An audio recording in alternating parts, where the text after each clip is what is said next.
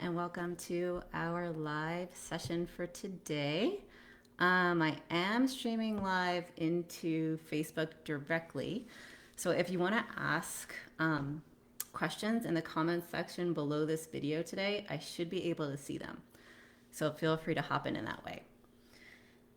So we're going to start out today like we have been by just taking a little bit of a self-care check-in. And so it means grounding and orienting to where we are in space and time so we can be fully here together in the present moment to talk about resistance. Resistance! It's a big one. Okay. So first, if you have the space and time available, if you're in a safe place where you can take a moment, just take a moment to orient to the space around you. So just notice what's on the wall in front of you. If you're looking down, maybe you can notice your hands or your feet. And then just take a moment to look around. So look to your left and look to your right. Looking up, looking down, and all the way back behind you. And I like to go in both directions because if you don't know, twisting helps the nervous system calm down. And when I'm doing lives, I'm almost always at least a little bit anxious beforehand. So now that I've done that, I'm going to check in with grounding for myself by closing my eyes. And so here, I'm just feeling where my body is making contact with the support that's holding it in place. So I'm feeling my sitting bones on this chair. I'm feeling all points of contact that my back is making with the back of the chair. And I'm just letting the chair hold me in space. And as I say that, I notice that my energy starts to ground.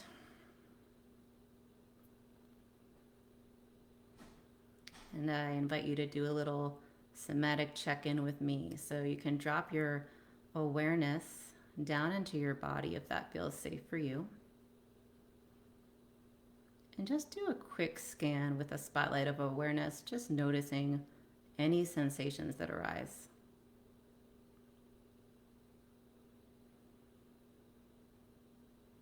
And so for me, I'm noticing that my heart is beating a little bit fast.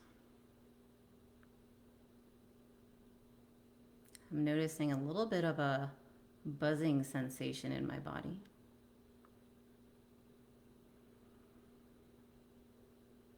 And recognizing that this is an anxious pattern, I'm going to do my favorite breaths to help calm down a little bit, get into that ventral vagal state, that calm present moment state. So if you'd like to join me, feel free. So this breath involves 2 quick inhales through the nose and a long exhale through the mouth as if you're blowing out through a straw. So I'm going to do 2 quick inhales and blow out slowly.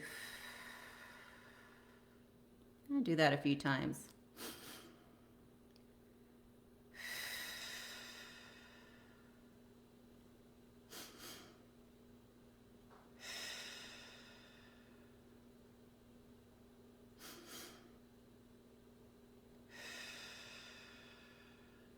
Feeling my energy calm down. I'm going to place one hand on my heart and one hand on my belly. Feel free to join me to just add a little bit more comfort, to bring my body fully into the present moment, knowing that it's safe.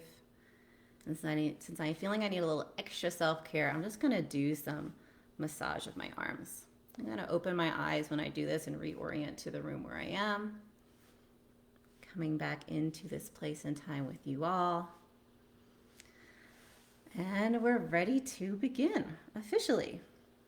Beginning part 2. Okay. So I wanted to talk about resistance today because it shows up so much in our lives and we're oftentimes not even aware of it. I recall one psychedelic journey where it was all about feeling how resistance is hardwired into the system. And then learning about the nervous system and how this plays such an important role is really, really helpful and important for us. So I want to first talk about how resistance is hardwired into our physiology in terms of protective measures of keeping us safe. I do have some notes here, so you're going to see me looking down because I didn't want to forget anything. So firstly, the feeling of resistance is perfectly normal and healthy. I just wanted to state that outright. So when it comes up, it's just so important to learn and know about it so that we can work with it and know how to work with it and how our patterns of resistance typically run. So resistance is a fight, flight, or freeze response that plays out in the body when there is oftentimes a subconscious fear of change or of the unknown.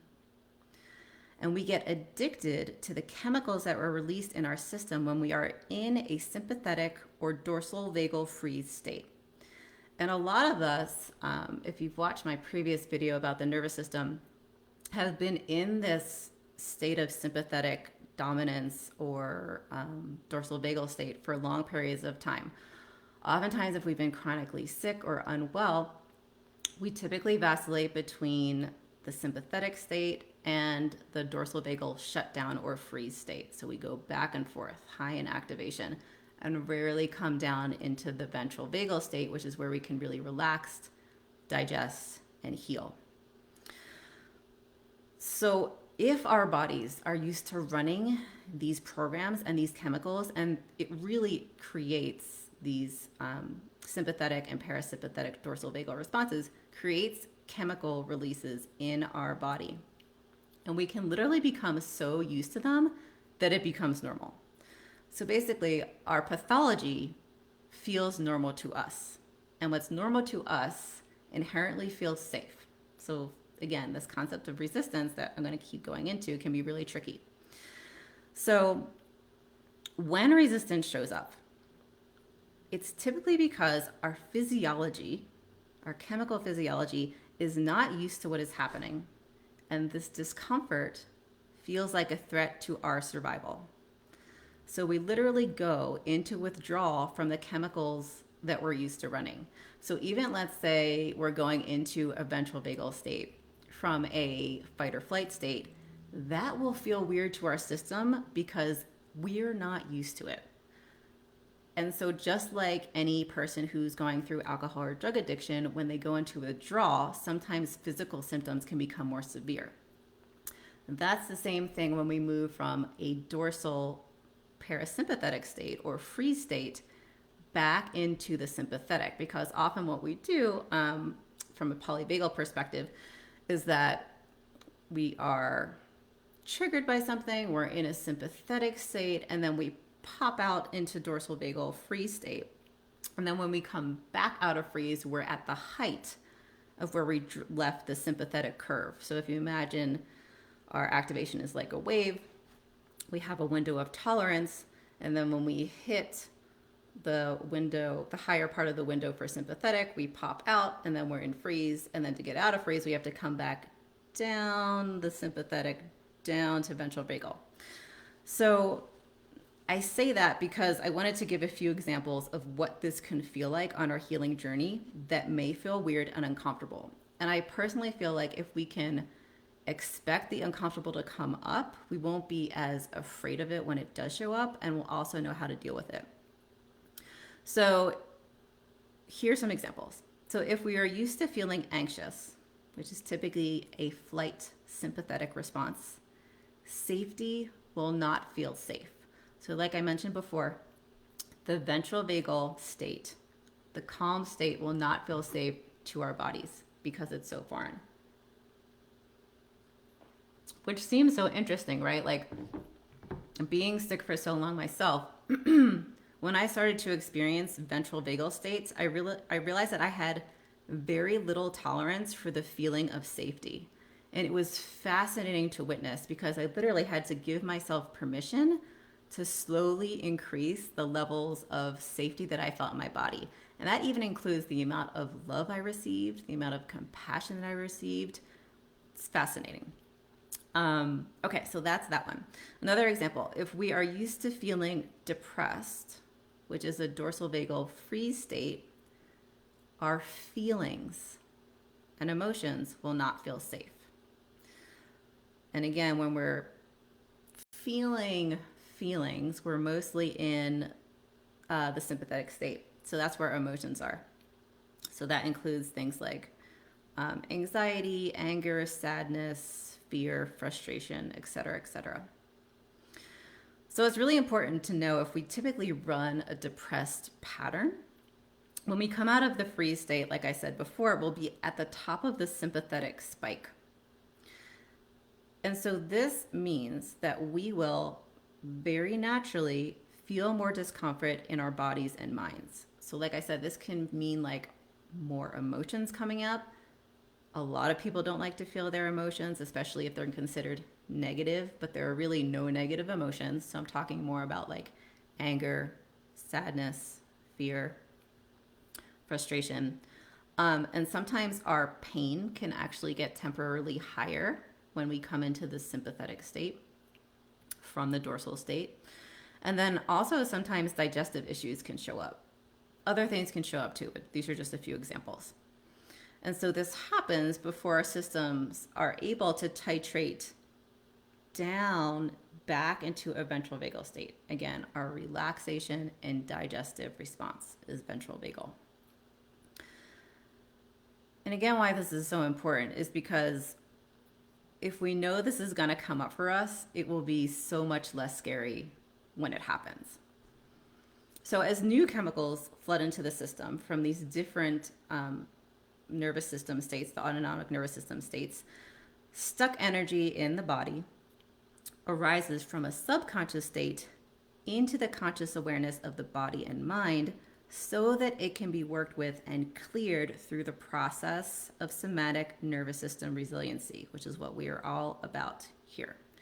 So when I'm feeling these states of fight, flight, or freeze change, and I'm noticing that I'm feeling uncomfortable just because my body's experiencing something that doesn't know, that it's not used to, even though that might be good, right? I might be healing.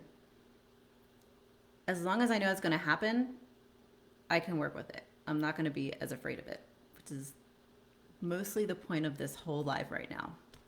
So we literally have to build a tolerance to feel better. And I want to say that again. We literally have to build our tolerance to feel better. And so really just stop, maybe place a hand on your heart and just check in with that for you, how that lands. For me, like, I take a deep breath because it just takes the pressure off. And I know that I'm going to be okay. And you will too. Okay. So I want to go into more about what resistance can look like when it shows up. So here are some examples. And tell me if any of these seem familiar to you. Okay, so number one, suspicion. So when resistance shows up as suspicion, here's what it does. It keeps you on guard, always looking for something to go wrong. You question every healing step and strategy, preferring the mind and overthinking to the wisdom of your body and intuition. The second way resistance can show up is criticism. When we're in a criticism state of resistance, we demand perfection. And if things aren't perfect, they are not worth doing.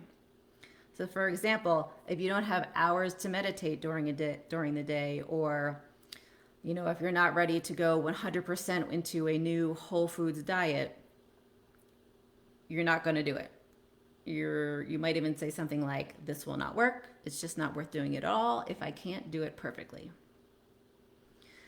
So the third way resistance can show up is impatience. So this, I think, we have to blame with our culture and lifestyle. Unfortunately, especially the Western medicine paradigm, where we're used to going to the doctor and getting a pill for the quick fix. So impatience, it wants the quick fix. And it oftentimes rushes us, right? Like we feel rushed. And in this state, we often discount slow but steady progress in favor of immediate results. And in this state, we can say things like, I have been doing this practice for 2 days and I am not cured yet. I don't have the time for this and I need to move on to the latest diet trend or supplement. Does that sound familiar? I was running that for years. My supplement grave in my house is astronomically huge of the things I've tried. Another thing that it can do in terms of this impatience is the desire to push forward faster than what your physiology can actually handle. And I say this because in nervous system work, we really need to go slow. And oftentimes, and I'll talk about functional freeze in a later video, but we are in a state of functional freeze where we're just like going, doing, trying to ignore our pain and our symptomatology as much as possible just to function and get through life. That we just have this tendency and this addiction to pushing through instead of stopping and being patient with ourselves. And a little bit later in this lecture, I'll go into why that shows up from a developmental trauma perspective. So the resistance is a form of protection. It disconnects us from our bodies and, ironically, from healing. It arises from deep wounds and fears of failure. Yet by understanding its protective nature, we can unlock a significant barrier to healing. Okay, so part 2. So here we're going to go into our resistance tendencies and limiting beliefs. And we're going to talk about this from a subconscious programming / developmental trauma perspective.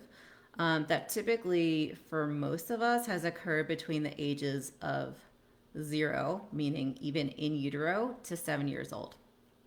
So here's the how and the why. So if you watched my last video about an introduction to somatic nervous system resiliency healing, you'll remember, possibly, that we talked about the concept of implicit and explicit memory. So implicit memory is all about subconscious learning. Hi, Julia Marie. Nice to see you. So implicit memory is all about the subconscious learning. All of these memories are stored in our body, in our physiology. And what we're going to talk about here is the ones that are pre-verbal. And then we're going to get into the explicit memory, which is more about things that we can consciously control, bring up into our memory, and we have conscious awareness of. So between the ages of 0 and 2 years old, so this includes in utero stuff, our brains are functioning at the delta frequency or delta wavelength. So this is the equivalent of a state of deep sleep. It's a subconscious state that is pre-verbal. So it is based on feelings and sensations. There is little to no critical judgment in this stage. I would say there's pretty much none.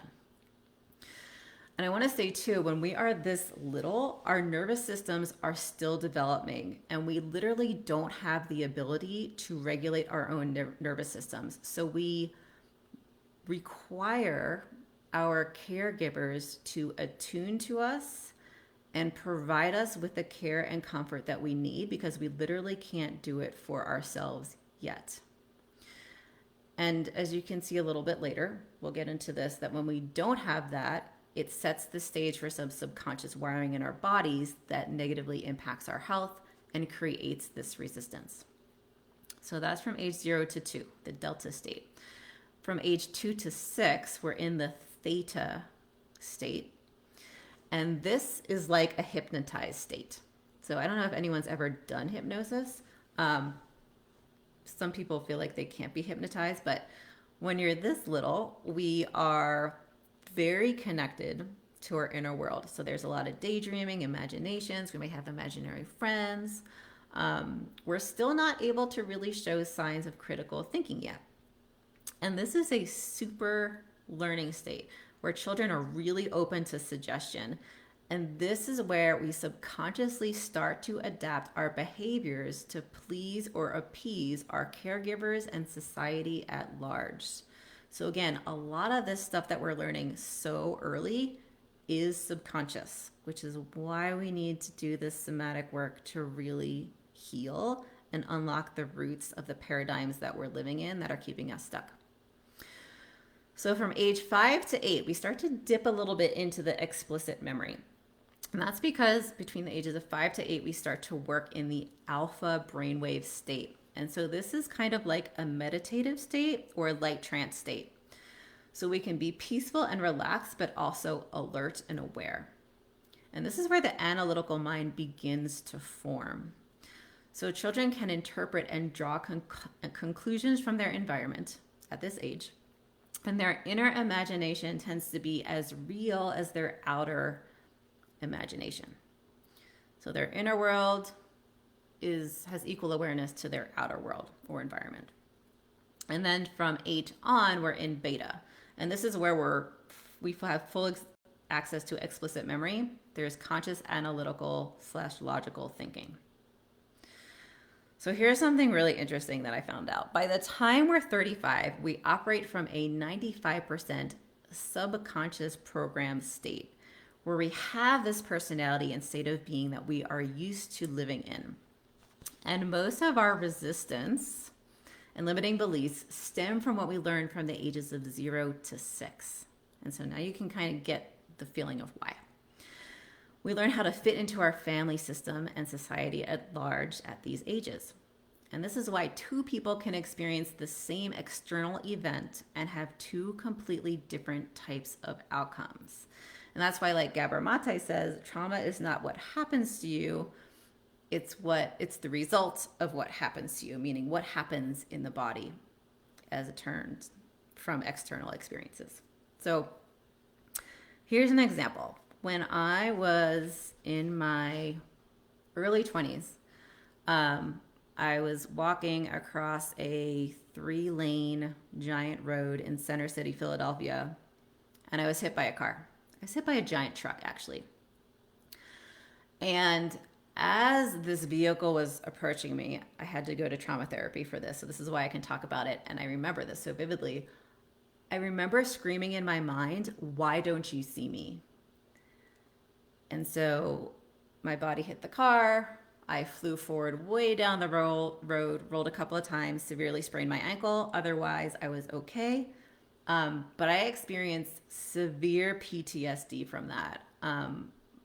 After I went into the hospital just to get checked out and I was released at home, the first time I went outside to walk around my neighborhood in Philadelphia, I literally collapsed on the sidewalk screaming because I thought someone was trying to kill me. So I went into trauma therapy for that because that's pretty extreme, right?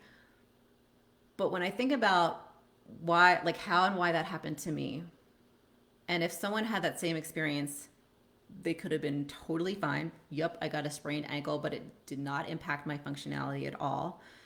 It's because when I was little, I did not feel seen. And so I had this stored trauma in my physiology that when I made contact with that vehicle, it brought it right up to the surface. And my body and mind freaked out. And that took a while to heal. So that's one example. I could give more, but I'm gonna stop there. So I want to give some examples now of subconscious programming. And so these are things that can show up again in the ways that might prevent us from moving on with our healing journey. And I say this because whether you like this group or you go on to move or do something else somewhere else, like these things tend to show up, and it's so good to know how and why they're there for us so that we can, again, interrupt the pattern and choose to create something new. Okay, so here's the first example of subconscious programming. So we need a reward for making positive changes. And this means that motivation comes from outside of us. So therefore, we will have trouble with self-motivating. And this behavior can be learned from being verbally praised, given treats when we're little, especially sweet treats, or even like prizes, presents, or receiving positive physical touch when our caregivers were pleased with our behavior. So if this happens over and over again, we're like, okay, we got to do the thing. We got to be super good. And then if we do that, we'll get our reward. And again, it's a way of getting the affection and love that we need through this means. Another example, needing time alone when not feeling our best. This is my pattern for sure. So this involves that when something happens, so let's say for me, spilling milk. I was a huge milk spiller when I was little, just always knocking it over every night, driving my parents nuts. So things like spilling the milk. I would be punished by being sent to my room for spilling the milk. My sister, when she did something wrong, she was always sent to the top of the stairs for some reason to just think about what we did. And obviously, it's like so much of our reactions when we're little, like, we don't know what we're doing. We're just doing stuff. We're like moving. We're excited. We're spilling things, but we get punished for it. And this creates a tendency towards dorsal shutdown or freeze states where we seek safety through disconnection or not participating in something. So when we feel shame or discomfort, we tend to retreat to be by ourselves. So this kind of, I don't know if you're feeling any of this, but this is where an example of where this habit can stem from. Another one, this is a big one that I have also experienced, that I don't deserve it. Meaning like at one point, I didn't even feel like I deserved to feel well. And oftentimes this goes along with not feeling seen or heard as a child. So if there was a lot or even a small degree of neglect, but something that reoccurred over and over again, where our basic needs of love, affection, and care were not met by our primary caregivers, we can develop this subconscious belief or programming that we don't deserve it. So that's another one to think about. Next one. Why even bother trying? Giving up before we begin. So this program often occurs when we were punished for not doing well enough or being good enough. So we're not living up to our primary caregiver's expectations or standards. So this could look like when you were going to school and you got a B plus, your parents were like, well, why didn't you get an A? Like something as simple as that just repeatedly happens over and over again. So this typically means that we are very afraid of failure. And if we don't succeed, it's a big problem. We have a big fear of that. As opposed to, we could literally look at failure as an opportunity for learning, right? So this was a really interesting paradigm switch for me because I am constantly afraid of failure, even now, but I know how to work with it. And I could say, okay, what's the worst that can happen if I fail? Really, like truly. Yeah, I might be a little embarrassed, but again, that's more on me than anyone else. But ultimately, everyone fails. Like this is a natural part of trying something new, right? It's kind of like learning to walk as a toddler. Like you're trying to walk, and then you fall on your butt, and your parents lift you back up, and then you try again, right? So like my goal is just be as childlike, like I'm learning to walk as possible. And yes, I am expected to fall on my ass and fail sometimes, but that's okay. I'm going to get right back up and keep on trying. Okay, the next one, self-shaming or negative self-talk. This was huge in my family. I still hear my dad do this. So this develops from being punished in a way that made us feel insignificant or stupid. So for example, if a caregiver warns you not to touch a hot stove or put your finger in an electrical socket, which makes sense, right? There's going to be some firm warnings about that. But you're a kid, you're excited, and you do it anyway. This can look like the primary caregiver that you had may have hit you, moved you too quickly and forcefully away from the thing. So like literally their startle response and then moving you away can scare you because again, our nervous systems are still developing here. They're still young. And you could literally have been told something like, don't be stupid. What were you thinking? That's what you get for not listening to me. Right? So, total lack of attunement there, total lack of compassion from our caregiver, where we're hurt, we're scared, and we're needing comfort, and we didn't receive it. And so, oftentimes, we can see this self-shaming or negative self-talk in really subtle ways. Like if we did something that like wasn't perfect, or let's say we failed, like a lot of things like, oh my God, that was so stupid. Why did I do that? Why am I so stupid? Right? Like we can say things like that to ourselves, which is so wounding. And so a part of the somatic learning here is to learn how to notice these behaviors, interrupt them for ourselves, and literally give ourselves the caring and attunement that we missed when we were younger. This is what helps these wounds. Let's see. Okay, last one here. Inability to express healthy anger and aggression, or the inability to set boundaries. This shows up big time in our society, especially for women. Women are often not respected for doing this. Not yet, anyway. We're getting there. It's starting to change. But this oftentimes shows up because when we were little, healthy aggression or anger was often discouraged and met with punishment. And so anger, as maybe some of you know, but you might not, is a natural emotion that arises when an internal or external boundary has been violated. So again, this is just an important part of our sympathetic response that needs to be attuned to and addressed and expressed in a healthy way. And we get to learn how to do that. So if we grew up in a state of stress, and again, this is in utero or early in life, and I want to just mention back the ACEs study, ACES, which is all about childhood development trauma. And you can watch my previous video. I don't want to go into that too much there. But when we have these experiences, that can be traumatic. And again, this can be like little things in terms of how our caregivers treated us. Again, just not without any blame here, but like they did the best that they could with what they knew. We can literally become used to these negative programs. And we literally become addicted to the struggle that life has presented with us. And so for me, I had this epiphany actually really recently, that it was this awareness that if I'm not struggling, I am not alive.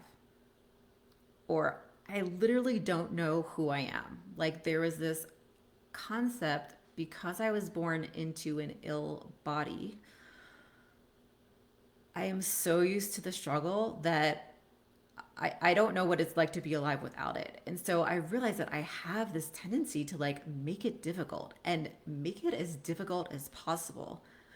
And wow, like when I realized that, I was like, okay, so now that I know this about myself, now I can interrupt the pattern and get better and better at interrupting that pattern when it shows up, because I have this awareness and the tools and skill sets to do that, which is what we will be learning here.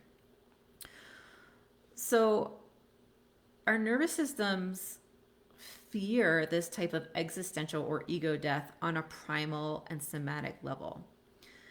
Like I said before, to feel safe and peaceful feels threatening to our very nature of reality. And this is why the resistance shows up.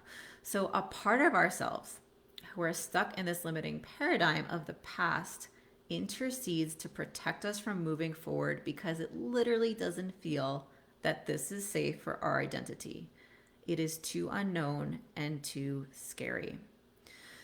So what we need to do is meet this resistance with openness, with curiosity, and with as much compassion as possible, in order to learn how this is being stored in the subconscious somatic physiology of our bodies. And so knowing all of this, when resistance shows up, we can literally treat it like an opportunity to unwind the pattern and move the stuck energy. And then we can also take time to comfort this resistant, scared part, because literally you can think of it as this young, wounded part that learned these programs when they were little. And it requires comfort and attunement to allow us to let go of the patterns and choose a new way. So when we make this part of our healing, make this whole thing of resistance a part of our healing practice, we can have the mindset that every time this resistance shows up, it serves to show us where we are still stuck and presents an opportunity to rewire our neurology and tell a different story that reinforces the healthy paradigm that we desire to adopt. So we can literally celebrate our resistance for showing up as an invitation to dance a new dance of life. So this is the goal.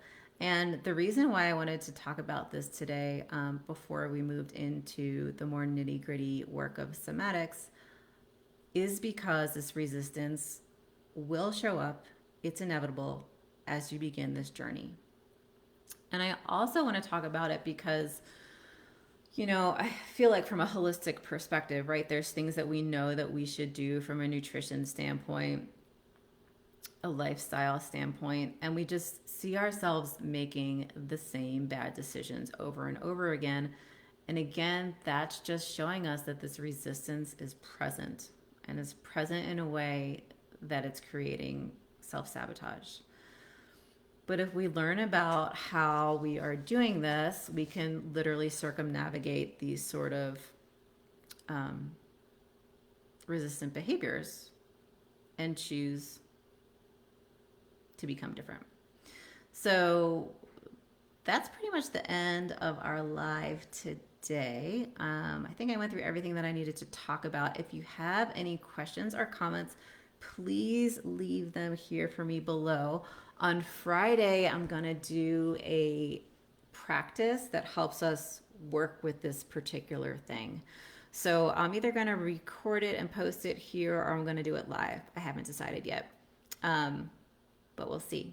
So look forward to that on Friday. And then again, come back to these videos as much as you need to, because what gets repeated gets remembered. Let me see, Julia, what do you have to say? Is it common for a person in a freeze state, as in MES, CFS, to feel uneasy with previously a normal level of stimulation? Yes. Yes, 100%.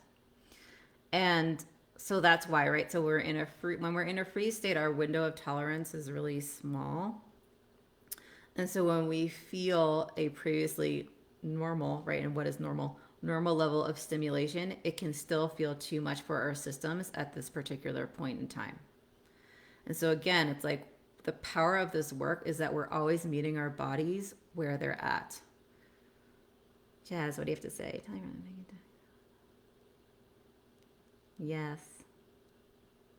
Yes, so true, Jazz. Aren't we all a work in progress? Oh my God, I'm feeling that today. Thank you, you guys. Yeah, does anyone else have any questions before I pop off? And again, you can continue to ask if you're watching the recording of this. Please drop them in the comments. I'll get to them over the next few days. And if I need to do some kind of a more thorough Q&A at some point, we can do that. But plenty of time for questions for me. Okay. I think we are done.